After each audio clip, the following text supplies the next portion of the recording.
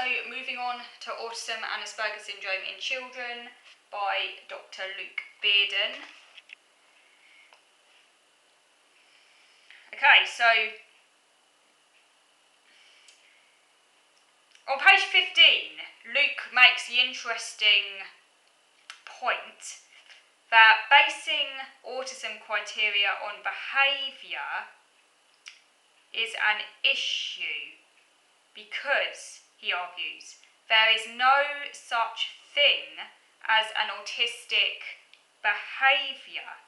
There isn't anything that an autistic might do that isn't seen in the predominant neurotype. Autism is situated within the brain. So I guess this is a really interesting point that he makes here. Yes, autism is a brain-based condition. It's neurological. It's very much an inner experience. It's a sensory experience. It's a physical experience. It's how you take in, make sense of the world around you. Not affecting social, but not just social. It can affect everything. In a sense, social is just the tip of the iceberg. That's what people focus on the most because, we live in a social world. But autism is far more than just a social condition or a social impairment. And the autistic behaviour is a bit of an oxymoron because you take any autistic behaviour, for example, I should say, as it's an oxymoron, you take any type of behaviour that an autistic person may exhibit, bearing in mind that it's not unique to autism. For example, not making eye contact. Many autistic people struggle to make eye contact. That's a behaviour describing a lack, well in actual fact describing a lack of behaviour. You're not giving eye contact. But of course, it's not universal among autistic people. Some autistic people are fine at giving eye contact. So it's become a bit of a stereotype. A stereotype is when you take something that some members of a group display. Again, you generalise and you assume that every person in that member of that group is going to display that behaviour. So you end up with a stereotype, and that can be damaging. Because some autistic people have no problems with eye contact, and conversely, there are some non-autistic people who really struggle with eye contact, and are not autistic, but they struggle with eye contact maybe because they're very introverted, they're very shy, or for a whole range of other reasons. They struggle to make eye contact, but they're not autistic. And you can take any other behaviour you may or may not see in autism, and it will occur in other groups. Even stimming can occur in people without autism. Many people with learning disabilities also stim, but aren't necessarily autistic. So basing the criteria on behaviour then can be an issue, mainly because it can mean that you end up some autistic people might not be diagnosed just because they're not displaying a particular behaviour during an assessment, and yet they still might be autistic, but they might have learned to say mask that behaviour, for example, no longer display it, and of course there are other reasons for displaying a behaviour. So that's why a clinician, obviously, in order to work out whether autism is present, they have to ask some very probing questions to really going right back to when a person was a baby, which is why it's so important that parents are there when a person's getting assessed. People that can remember their early childhood history. And they really have to look at the quality behind what's going on, not just whether behaviour is or is not present, and it's looking at patterns over time. So but currently, of course, because we don't have a blood test for autism, we don't have a medical test for autism, you have to go by behaviour currently. But a good clinician would also look beyond the behaviour as well, and will kind of ask these deeper questions. He argues a bit more controversially that autism is not in and of itself a negative. He said it may be made negative by ignorance. So I can see where he's coming from again here, but it comes back down to the fact that autism isn't one condition. It's experienced by people in very different ways. For some people, autism is a negative. For some it very much is a negative, particularly if it causes pain, or it's so profound that the person just cannot function. It can be very much a negative, undisputably so.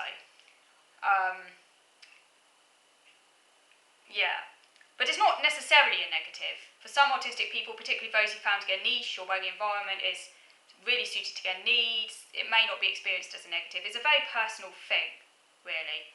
Each person has a different view on it because autism isn't one thing. For me, it's a bit of both, and it depends on my mood and the day and everything. But yeah, certainly ignorance can make autism a negative, and if we reduce ignorance and if people are more kinder and not so judgmental, you can live an okay life and be autistic, yeah.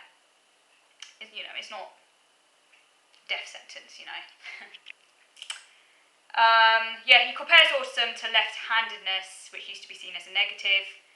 Yeah, I can understand the analogy, but at the same time, obviously autism is far more complex in what hand you use to it. Because if you're left-handed, it used to be a really extreme problem, and to the extent that kids would be literally given a cane and things like that. And that would cause all sorts of mental problems. So I can see where he's coming from, but obviously autism is far more pervasive than the hand you used to write with. It affects every area, so it's a bit different, but I can see where he's coming from. He argues that the comorbid conditions are what results in the problems as opposed to autism itself. So, for example, he argues that comorbidity that can impact very negatively on the quality of life. The issue again being that some people might assume autism itself is a defining factor, making life negative. Again, I can see where he's coming from, but I do think that pure autism without any comorbidities, is exceptionally rare. I don't actually really know anyone who, I might be wrong, maybe some of you watching this are one of part of that minority, but I don't know of any autistic person who does not have at least one other coexisting condition going on. Whether that's a learning difficulty or a mental health problem, even if it's just like extreme anxiety. It almost seems to be that autism comes with a train of other conditions in its wake.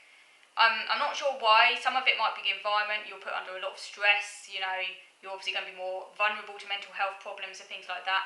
But also, I suspect the way the brain is set up in autism, the brain is very complex, and many of these conditions sort of like overlap and might have similar genes or similar pathways that impact different conditions.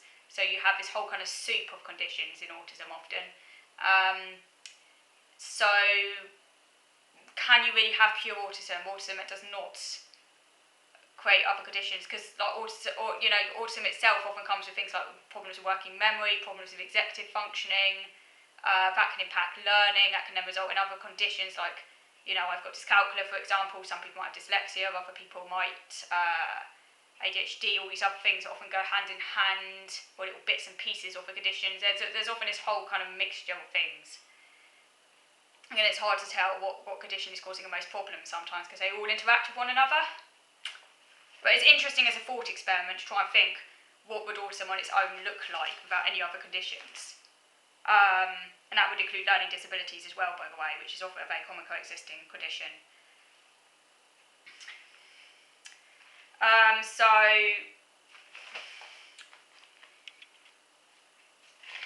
Because it used to be thought in the past that autism nearly always occurred with a learning disability, whereas now we know that that's not always the case, obviously, and it's very often not the case. I'm going to leave you with those thoughts now. I do want to carry on reviewing this book. I'll come back to it next week. It's not as long a review as the other book, but I've got a few more things I want to say. So I thank you very much for watching. Do please subscribe if you haven't done so already. Do please like this video, and do please go and check out Asperger's Growth Authority podcast. So until next week, thank you for watching.